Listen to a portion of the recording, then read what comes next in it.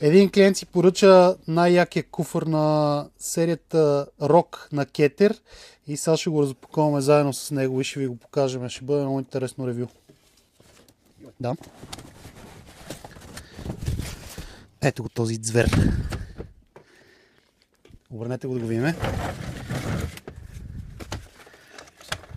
Сега да разгледаме какво има вътре.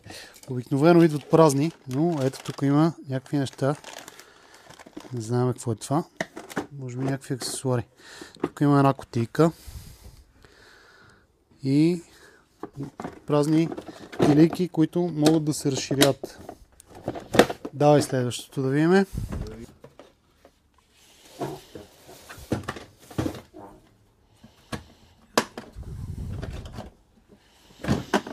Какво са ни остали? Още едно. Да, покажи го. Кутийка. Аксесуарна. Добре. Тук имате преградки и някакви други нещица вътре се сложили. Иначе това е средната кутия по размер. Дай сега да видим и другата.